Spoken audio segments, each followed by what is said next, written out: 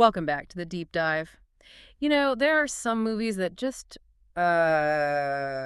get under your skin. The Hmm. kind that make you look twice at a wobbly ladder or maybe give you that sudden irrational fear of log trucks on the highway. Oh, definitely the log trucks. Right. Well, for a quarter century now, one franchise has been messing with our heads exactly like that. Yep. We are diving deep today into the terrifying and actually strangely orderly world of Final Destination. And for this deep dive, you've sent us a really fascinating stack of sources. We've got articles, reviews, academic analyses covering the whole series. From the very beginning right up to the brand new Bloodlines. Exactly. It's quite the collection, really digging into the themes, the impact, all of it. So our mission today is basically to figure out why. Why do these movies, which, let's be honest, are known for some pretty over-the-top gore, Very creative gore. why do they tap into something genuinely unsettling, something that resonates with us? What are they telling us about our anxieties, fate, control, the dangers hiding right there in everyday life? Okay, let's start with the core idea, the premise that runs through all the films. Yeah, the basic formula. Right. The source is laid out pretty clearly. Someone has this incredibly vivid premonition, usually of some horrific mass casualty event. Like a plane crash first movie, or that highway pileup, roller coasters. Yeah, exactly. And in a panic, they managed to pull a few people out, people who were, according to the premonition, supposed to die right then and there. They cheat deathless. Precisely. And then death, and this is key, the sources emphasize, it's not like a Grim Reaper figure, but this relentless force, almost a cosmic balancing act. Like nature correcting itself. Kind of, yeah. It comes to collect those who skip their appointment. And it does it through these incredibly elaborate, almost darkly funny chain reactions. Seemingly accidental events, right? Like Rube Goldberg machines designed for murder. One article called them that. That's a perfect description. Yeah. It's such a simple premise, but it's terrifyingly effective. Because you know someone's going to die, you just have absolutely no idea how it's going to happen this time. Exactly. It's that predictable unpredictability Right. that keeps you completely glued, even though you know the basic structure. You know the sequence is coming, you know they're trying to figure out the pattern. But the method, always a shock, always creative. And it works. Yeah. I mean, 25 years this has been going on. Incredible staying power. And now we've got the latest one, Bloodlines, which has been getting a lot of attention. Right, let's talk Bloodlines. The sources highlight a really interesting twist they brought in this time. Okay. This one centers on a young woman, Stefani Reyes, and she inherits these premonitions from her grandmother, Iris. Inherits thumb. Okay. Yeah. Apparently, Grandma Iris survived some big disaster back in 1968, so now death is targeting her descendants. Anyone whose bloodline was essentially saved back then is now on the list. Whoa, so it's generational now? Not just random survivors of one event? Exactly. It shifts the focus onto a family unit. That adds a whole different emotional layer, doesn't it? Yeah. It's not just strangers anymore. It's about legacy, family ties. It really does. It heightens the emotional stakes significantly. Yeah. And apparently the critics noticed. Sources say it's reportedly the highest rated film in the whole series. Wow. Right. Really? What did they like so much? Well, that added emotional depth, for one. Plus, apparently the deaths are still incredibly creative. Mm-hmm. It wouldn't be Final Destination otherwise, right? Of course. It's part of the brand. But generally the feeling seems to be that it really revitalized the franchise. So beyond the family angle, what else is new and interesting in Bloodlines, according to the sources? What are the big innovations? Well, that bloodline curse itself is a huge one, linking the list across generations. It brings in these really potent themes of, like, inherited trauma, inescapable legacy. It gives it this almost gothic horror feel, which is different for the series. Inherited trauma. Huh. That's heavy. It is. And then there's another really fascinating interpretation that some analyses we read explore. They see death in this film less as just, ticking names off a list, Okay. and more like a deterministic algorithm Mm-hmm. or a system correcting anomalies. Death as an algorithm? That's chilling. And it very 2020s. It absolutely is. Yeah. And the sources connect this directly to anxieties we have right now. Fears about system control, about opaque technology, predictive tech, deciding our fate, AI, big data, all that stuff. So it's like death is this giant impersonal program just fixing glitches in the timeline. That's the idea some interpretations are floating.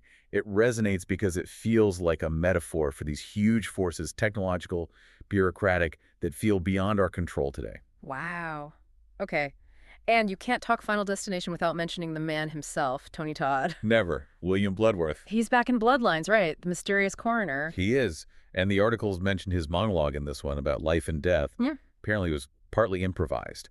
And it serves as this sort of emotional connective tissue for the whole franchise. A gentle nod to a horror icon, as one review put it. Yeah, his presence just kind of grounds the whole thing, even with all the absurdity. So these themes in Bloodlines, the generational curse, death as an algorithm, why do they hit so hard right now? Well, like we were saying, they tapped right into those contemporary anxieties.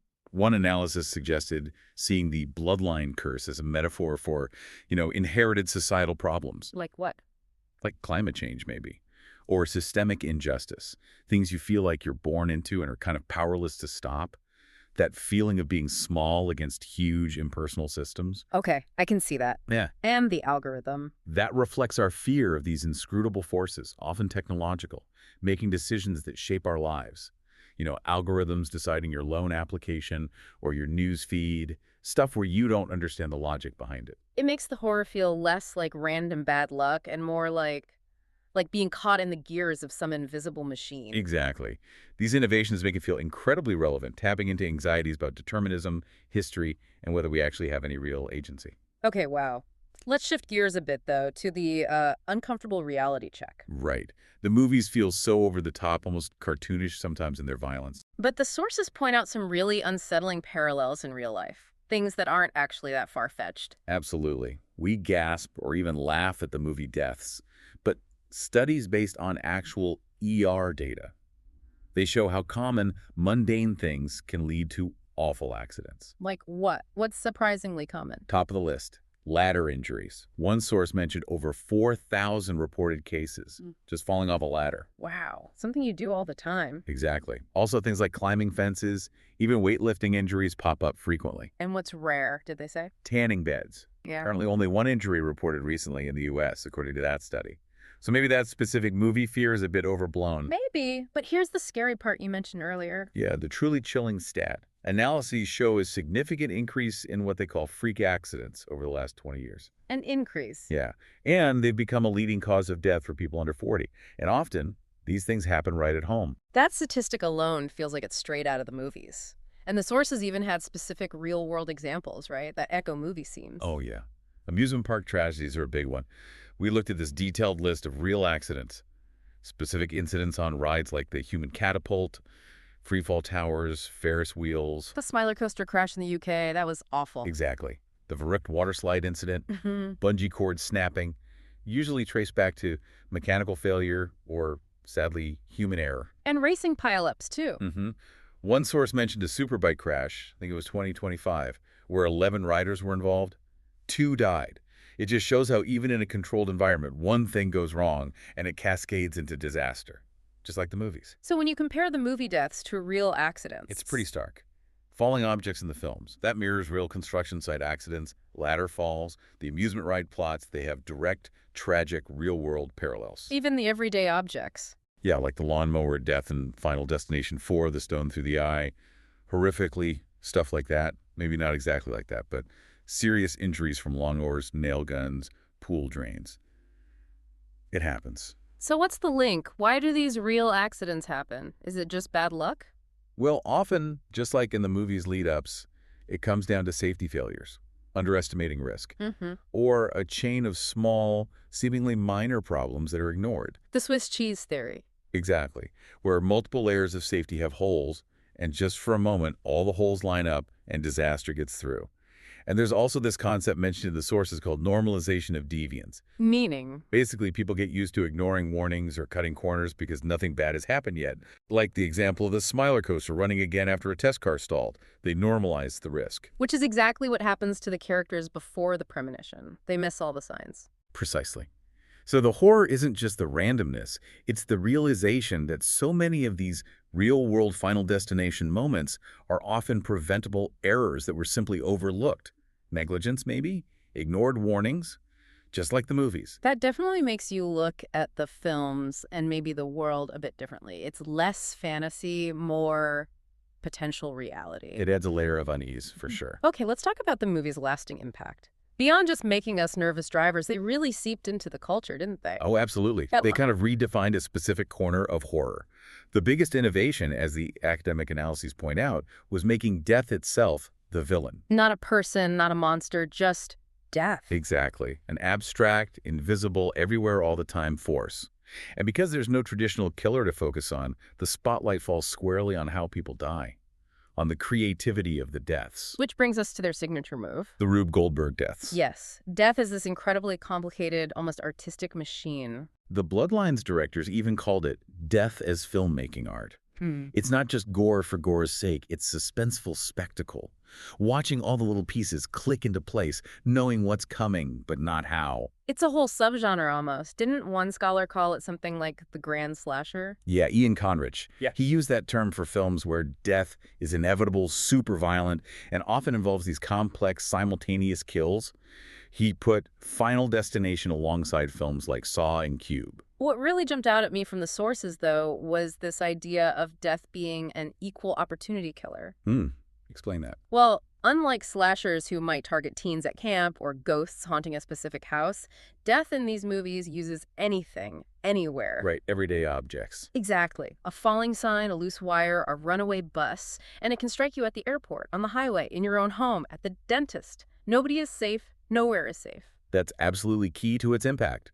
It universalizes the terror. It makes your own familiar environment feel potentially hostile. Your kitchen could kill you. Your office could kill you. One analysis suggested this reflects a kind of modern feeling, where threats feel pervasive, systemic, not like a single enemy you can fight or hide from. It plugs right into that fear of randomness, of losing control, not in some spooky castle, but right here, right now. And that feeling definitely translated into pop culture. Oh, massively. That log truck scene from Final Destination 2, it's legendary. It's the scene. It's generated countless memes. And let's be real, it probably gave a whole generation of drivers serious anxiety whenever they're behind a truck carrying, well, anything heavy. One source said its influence is larger than the series itself. I believe it. The phrase death's design, that whole concept has become an internet meme. People share the death scenes as these darkly funny clips. And the little Easter eggs they sprinkle in, like fake brands or naming characters after horror icons. Yeah, Heist Pale Ale, naming characters after Romero or Hitchcock. That builds a connection with the fans, rewards you for paying attention. Beyond the memes, though, the sources say the movies genuinely affected how people talk about things like fate or coincidence or premonitions. Absolutely. You hear people say, that was a total Final Destination moment when they have a near miss, right? Totally. Or when a weird string of bad luck happens. And the whole premonition thing, it taps into those real unsettling feelings we sometimes get, like deja vu, or just a sudden sense of dread you can't explain. It blurs that line between fiction and how we perceive reality sometimes. Makes you wonder about accidents. Are they really random? And the fan theories, like the idea that death causes the premonitions just to mess with people or to make sure its plan works out perfectly. That shows how invested people get. They're not just watching passively. They're trying to figure out the rules, the why behind it all. It does make you wonder, does watching these movies actually train us, subconsciously maybe, to look for signs like the characters do? That's a really interesting psychological question the sources touch on. Does that learned behavior, that pattern seeking, spill over into real life? Do we start seeing coincidences as part of some bigger, maybe sinister design? Well, one analysis used the term paranoid hermeneutics, which is a fancy way of saying interpreting random stuff as if it has hidden meaning, often threatening meaning. So the movies teach us to be paranoid interpreters of reality. Potentially, yeah. The whole concept of death's design reinforces that. When someone jokes, "Ugh, I don't want to get Final Destination," what are they really saying? They're implying they recognize a potential pattern, a potential setup by fate. So it might actually foster a low-level superstition. Yeah. Or make us hyper-vigilant about things we perceive as bad omens. It could. It taps into that very human need to find patterns, even if it means seeing danger everywhere. Let's dig a bit more into that psychological impact. The sources say for anxious people, these movies can be rough. Yeah, one source described it as a precise depiction of the worst-case scenario. It takes common fears, flying, driving, dentists, whatever, and just dials them up to 11, making them feel intensely personal and traumatic. And there's the survivor's guilt element too, right? The characters grappling with why they lived when others died. Absolutely. There's that layer of PTSD, that emotional weight beneath the gore.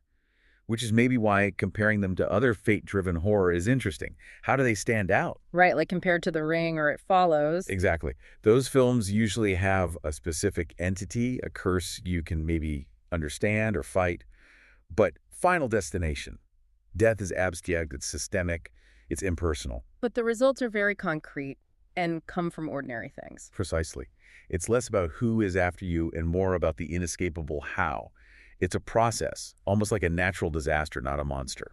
So you're not running from Freddy, you're checking the structural integrity of the building you're in. Pretty much. You could also maybe compare it to Donnie Darko.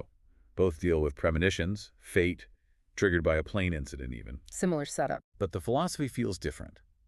Final Destination is about an external force correcting things. Donnie Darko feels more like the protagonist might be an agent of that correction, maybe.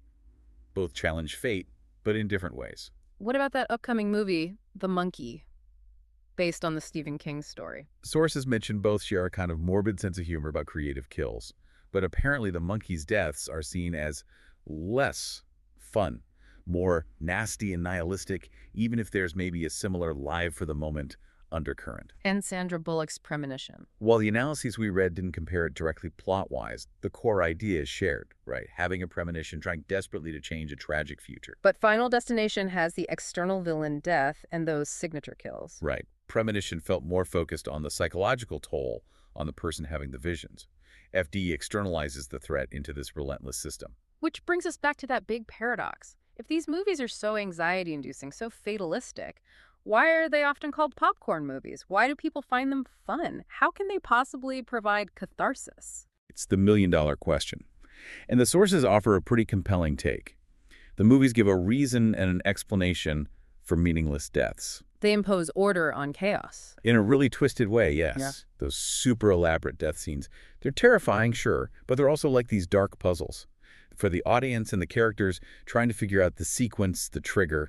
So the design itself provides a weird kind of structure. Exactly. It externalizes that deep, abstract fear of random, meaningless death.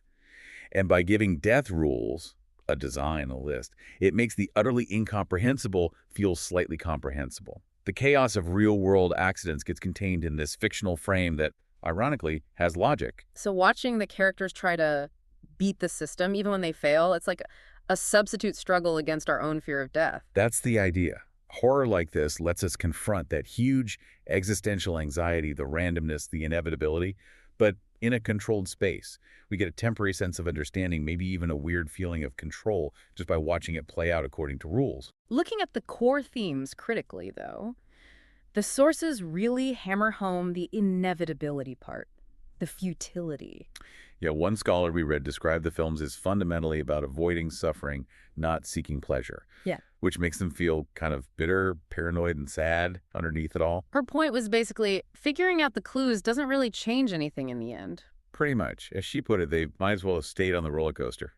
Ouch. That's bleak, but hard to argue with, given how few survive the whole series. It is bleak. The series is often read as deeply cynical because death design doesn't seem to serve any purpose other than resetting the board. No one really benefits. One critic just called it obscurantist nonsense. Yet some people do take away that live-in-the-moment message, right? Because life is fragile. Paradoxically, yes. It cuts both ways. And it's fascinating how death itself seems to evolve across the films. From just correcting the list? To maybe seeming more manipulative, almost like it's playing games. And now, potentially, this system or algorithm idea in Bloodlines. And you think that evolution mirrors our own changing anxieties? The sources strongly suggest that. The series has definitely left its mark, culturally. It influenced other gore-heavy horror like Saw or Hostel. It showed you could build suspense around the how of death, not just the who. And Bloodline's success fits that legacy horror trend we're seeing everywhere now. Absolutely. Mixing nostalgia with modern updates to keep these old franchises alive. And like we said, they've planted these very specific, lasting fears in people. Log trucks, tanning beds, gym equipment. They just stick with you. And they often break the mold by killing off characters you don't expect. They don't always follow the standard final boy rules, which adds to the unpredictability. Death doesn't really care about horror tropes. So back to death evolving Yeah. from list corrector to algorithm. Does that track with how we see the world now? I think the argument is compelling. Maybe back in the early 2000s, the fear was more about just bizarre, random bad luck, a freak accident. Now, maybe our anxieties are more focused on these huge, opaque systems, economic systems, tech algorithms, political structures that feel like they're controlling our lives in ways we don't understand. Like we're caught in a game run by unseen players. So the feeling of external control feels more systematic, more technological. Possibly. The series shifting from death has a list to maybe death is a board gamer or death is code, that could absolutely mirror a societal shift from fearing simple fate to fearing complex, inscrutable systems that seem to predetermine everything. So the Final Destination movies, unintentionally, might be this 25-year record of how our fears about control and agency have changed. It's a really thought-provoking idea from the analyses, yeah. And that urge the characters always have, the urge to decode the pattern, find the clues, that reflects our own deep human need to find order, to feel like we have some control, even when facing something as overwhelming and arbitrary as death. What a fascinating and frankly unsettling deep dive. Final Destination really does carve out its own unique space in horror, doesn't it? It really does. That invisible enemy, the Rube Goldberg spectacle, blending the everyday with the absolutely horrific. It makes you scared of, as one source put it, everything around us. And it resonates because it hits those core nerves, inescapable fate, the possibility of premonition, just how fragile life is. It taps into that weird space between coincidence and hypothesis, as one writer said. That feeling that maybe random chance isn't so random after all. And it takes the ultimate fear, death, and somehow makes it manageable through absurdity. Yeah, funny and therefore manageable was one description. Even with the gore, there's that weird sense of order we talked about. Death has a list, it has rules, it has a plan. Which is so different from the truly meaningless, chaotic randomness of most accidental deaths in real life. Is there an ironic comfort in that? In giving death a narrative, a design? The analyses suggest there might be. Death's design, as terrifying as it sounds, offers this twisted kind of order in the face of ultimate chaos. It implies logic, a sequence, even if it's deadly. Maybe that feels less existentially terrifying than just pure, pointless randomness. For some, maybe it does. The movie has let us grapple with death, but within a framework. A horrible framework, but a framework nonetheless. So the appeal is that contradiction. It's about inescapable fate, but it structures that fate, making the uncontrollable fear temporarily manageable through fiction's controlled chaos. Seems to be a big part of it. Well, thank you, as always, for sending in these incredible sources. This was a lot to think about. Definitely. And here's a final thought for you to chew on. Yeah. If the series really does reflect our evolving fears moving from random accidents towards systemic control, what would Death's design look like in the next movie, reflecting the anxieties of, say, the 2030s? Oh, wow. What new technology, what new societal system could death possibly hijack next? Something to ponder. Indeed. Until next time, keep observing the world around you carefully.